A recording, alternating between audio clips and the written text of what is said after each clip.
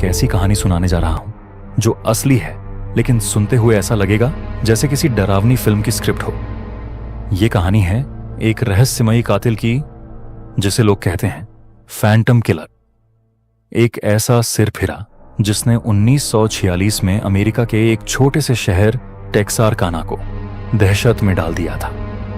इस केस को moonlight murders के नाम से भी जाना जाता है, क्योंकि ज्यादातर हत्याएं चांदनी रातों में हुई थीं। पर शुरुआत एक लोक कथा से होती है। एक बहुत पुरानी कहानी है हुक मैन की।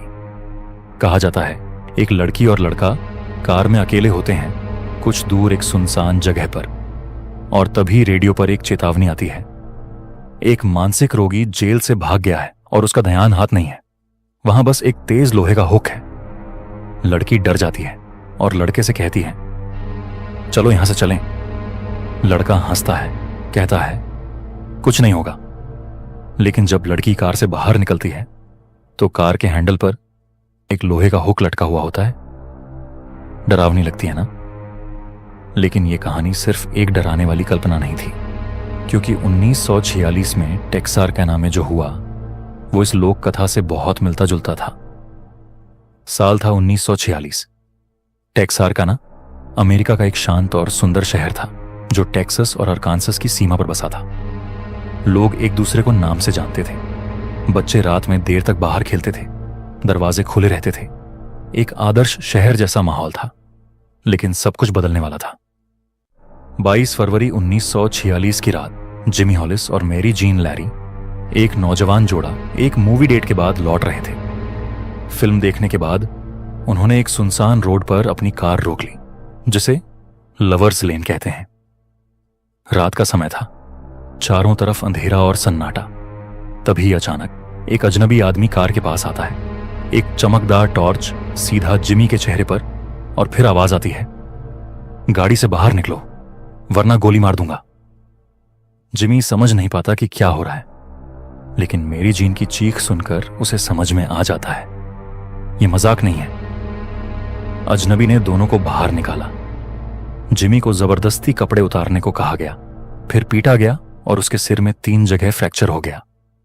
मेरी जीन को भागने के लिए कहा गया, रन।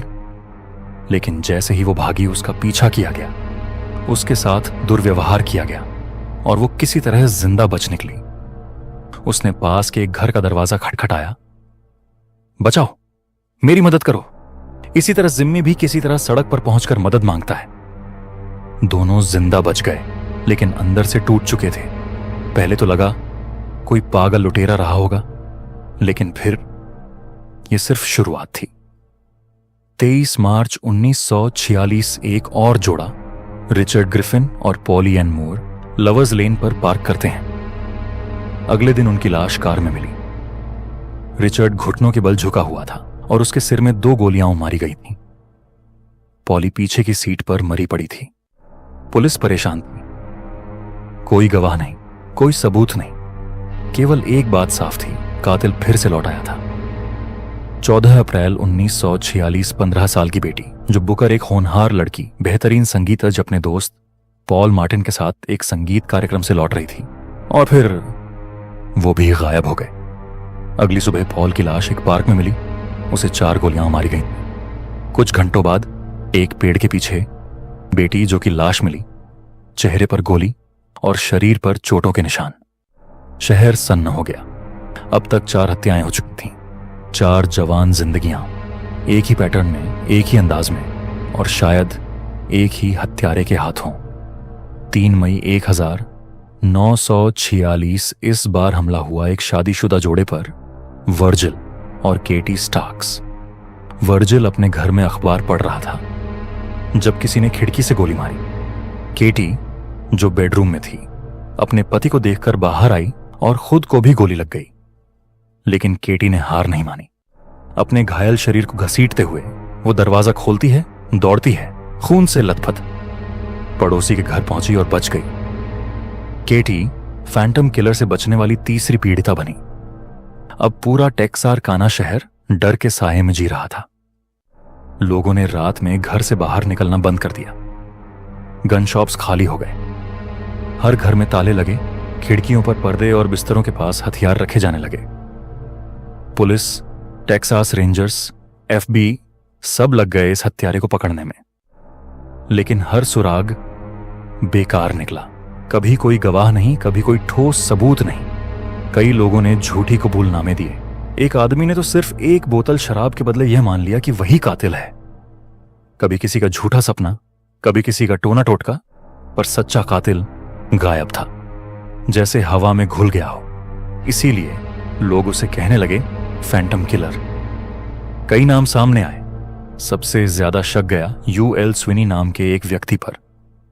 उसकी बीवी ने कहा कि उसने हत्याएं की, लेकिन फिर अदालत में वो बयान नहीं दे सकी क्योंकि वो उसकी पत्नी थी। कभी वो मुकर जाती, कभी कहती हाँ उसने मारा, लेकिन सबूत नहीं थे। बिना सबूत के किसी को सजा नहीं दी जा सकती। आज तक ये केस अनसुलझा है।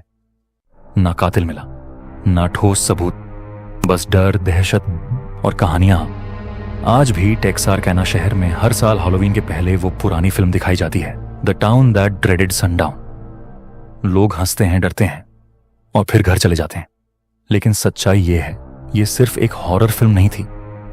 ये था एक सच्चा डर, एक असली कातिल और एक अनसुलझा केस जिसने एक पूरे शहर को हिला दिया।